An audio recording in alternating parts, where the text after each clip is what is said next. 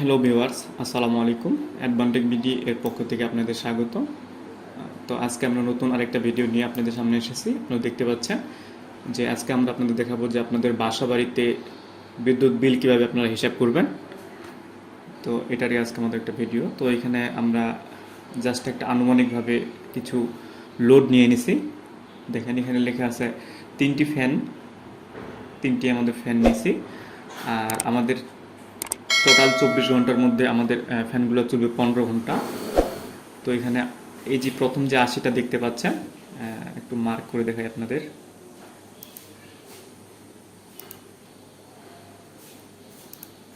এখানে যে আপনারা এই যে 80 দেখতে পাচ্ছেন, এটা হচ্ছে আপনার ওয়াট। আমার একটা ফ্যানের ওয়াট হচ্ছে 80 ওয়াট। তো টোটাল আমার ফ্যান আছে কয়টা? 3টা। আর টোটাল আমার কত ঘন্টা ফ্যানগুলো আনুমানিক একটা চলতেছে 15 ঘন্টা করে। তো সবগুলোই আমি কি করলাম, গুণ করলাম। 3টা ফ্যানের সাথে 80 ওয়াট গুণ করলাম, প্লাস আমার 15 ঘন্টা চলতেছে। তাহলে আমার টোটাল ওয়াট আসলো 3600 ওয়াট আওয়ার। তারপর নিচ্ছি 3টা টিউবলাইট, চলবে 6 ঘন্টা। এক একটা টিউবলাইটের ওয়াট হচ্ছে 40 ওয়াট। এটা হচ্ছে ওয়াট। আর এটা হচ্ছে 3টা যেহেতু লাইট আছে আমার, আর 6 ঘন্টা হচ্ছে আমার চলবে, এটা হচ্ছে আওয়ার। টোটাল আসলো 720 ওয়াট আওয়ার। তারপর নিয়েছি 2টা এনার্জি লাইট, যেটা চলবে 6 ঘন্টা। সেম 2টা লাইটের ওয়াট হচ্ছে 25 ওয়াট, 2টি লাইট আর 6 ঘন্টা, টোটাল চলবে 300 ওয়াট। তারপর নিয়ে নিয়েছি একটা ফ্রিজের ওয়াট ধরছি আমরা 300 ওয়াট। আর ফ্রিজ তো যেহেতু আমার একটা কোয়ান্টিটি 1। তারপর এখানে হচ্ছে আমাদের ঘন্টা। আমার একটা ফ্রিজ আমরা আনুমানিক 6 ঘন্টা আকারে ধরেছি। তো সেক্ষেত্রে আমার টোটাল ওয়াট আসতেছে 1800 ওয়াট আওয়ার। তারপর একটা মোটর নিয়ে নিয়েছি আমরা, একটা 1 হর্স পাওয়ার একটা মোটর নিয়েছি। আমরা জানি যেহেতু 1 হর্স পাওয়ার সমান 746 ওয়াট। আর যেহেতু মোটর একটা, আর মোটরটা আমরা নর্মালি 2 ঘন্টা চলবে। তো টোটাল আমার আসতেছে 1492 ওয়াট। তো এইখানে হচ্ছে যেহেতু আমাদের নর্মালি আমরা এখানে ঘন্টা সহ আমাদের কত ঘন্টা লোডগুলো চলবে এটা সহ দেওয়া, যার কারণে এখানে WH মানে ওয়াট আওয়ারে আমরা একবারে ক্যালকুলেশন করে বসাইছি। যদি আমরা এখানে ঘন্টাটা অ্যাডজাস্ট না করতাম, তো সেক্ষেত্রে আমাদের শুধু ওয়াটের মানগুলা এখানে আপনাদের আসতো। তো এখানে দেখেন, তাহলে একদিনে আমাদের পাওয়ার খরচ হচ্ছে, একদিনে মানে 24 ঘন্টায় আমাদের পাওয়ার খরচ হচ্ছে 7912 ওয়াট আওয়ার। তাহলে একদিনে আমাদের কত ইউনিট আসতেছে একদিনের জন্য? যেহেতু এটা আমাদের ওয়াটে আছে, এটা আমরা কিলোওয়াট আওয়ারে নিয়ে আসবো। কিলোওয়াট আওয়ারে নিয়ে আসার জন্য আমাদের এই যে দেখেন 1000, আমরা এই 1000 দিয়ে ভাগ করছি। 1000 দিয়ে ভাগ করলে আমাদের আসবে 7.9 কিলোওয়াট আওয়ার, বা এটাই হচ্ছে আমাদের ইউনিট। তাহলে একদিনে আমাদের খরচ, একদিনে যে দেখেন একদিনে মোট ইউনিট ইউজ হচ্ছে 7.9 ইউনিট, প্রায় 8 ইউনিট। আমাদের টোটাল 24 ঘন্টার মধ্যে 9 ইউনিট খরচ হচ্ছে। তো এইখানে দেখেন, তারপর আমরা দিছি যে একদিনে যদি আমাদের 7.9 ইউনিট খরচ হয়, তাহলে আমাদের 30 দিনে আমাদের কত খরচ হচ্ছে। এখানে দেখেন 30 দিনে এটার সাথে আমরা 30 গুণ করলাম, সেক্ষেত্রে মাস আপনার 30 বা 31 হতে পারে। এটার সাথে যদি 30 গুণ করেন, তাহলে আসতেছে আমার 237 ইউনিট। এই যেখানে দেখতে পাচ্ছেন 237 ইউনিট। এটা হচ্ছে আমাদের এক মাসে আমার খরচ। এই ইউনিট টোটাল, এই ইউনিটটা এটা আসলো আমার এক মাসে। এর মাসটা হিসাব, এটা যদি আমার বিদ্যুৎ বিল গত মাসের ধরেন সাপোজ আমার বিল নিছি আগস্ট মাসের 15 তারিখ, তো তারপরে মাসে সেপ্টেম্বর মাসের 15 তারিখ পর্যন্ত আমার এই টোটাল ইউনিট আসলো এই ইউনিট। এরপরে এখানে আরও কিছু জিনিস দেখবেন আপনারা। এখানেও সেম দেখেন এক মাসের খরচ এত ইউনিট।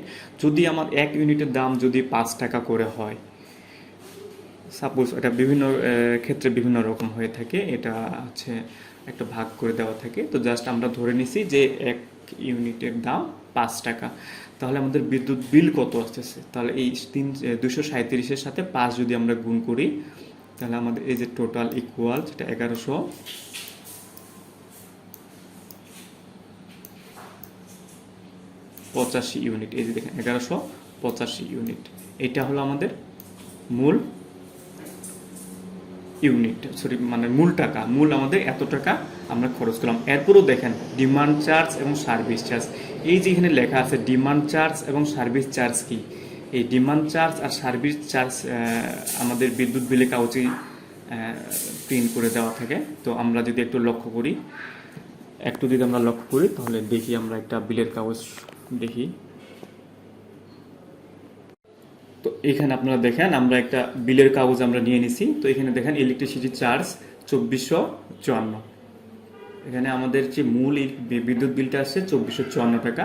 এখানে লেখা আছে ডিমান্ড চার্জ 75 টাকা, তারপর নিচে লেখা আছে সার্ভিস চার্জ আমাদের নিচে কত 10 টাকা। তাহলে আমাদের টোটাল আমার চার্জগুলো দিয়ে টোটাল বিদ্যুৎ বিল আসলো 2539 টাকা। এরপর এই যে বিলটা আছে এই বিলের উপর 5% ভ্যাট অ্যাড করে 126 টাকা 95 পয়সা। তো টোটাল আমার বিল আসলো এটা হচ্ছে 2666 টাকা 4 পয়সা। এটার সাথে আরও লেট ফি যদি আমরা লেটে দিই তাহলে এটা লেট ফি। তো এখানে দেখেন এইখানে মূল বিল হচ্ছে আমাদের এটা, তারপর ডিমান্ড চার্জ। এই ডিমান্ড চার্জ কিন্তু বিভিন্ন মিটারের ক্ষেত্রে বা আপনাদের বিভিন্ন বিদ্যুৎ বিল কাগজের সাথে বিভিন্ন রকম থাকতে পারে।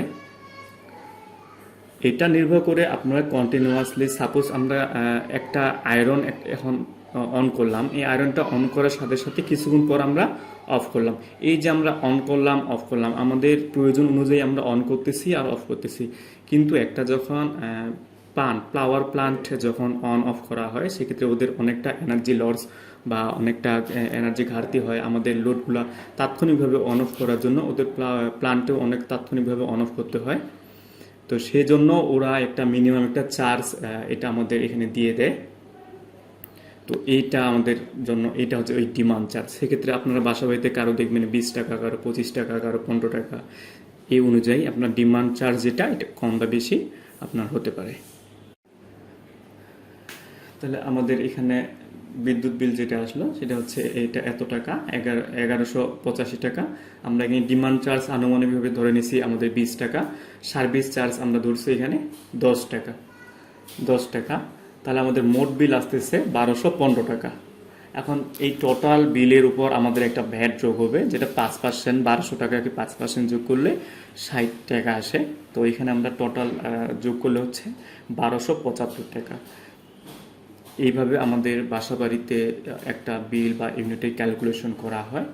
তো এইভাবে যদি আপনাদের কোনো প্রবলেম থাকে বা আপনার হিসাবে যদি কোনো প্রবলেম থাকে, আপনারা আপনাদের নিজেই হিসাব করে আপনাদের বাসা বাড়িতে কত বিদ্যুৎ ইউজ করতেছেন এটা বের করতে পারবেন। তো এত সময় ধরে আমাদের সাথে থাকার জন্য ধন্যবাদ।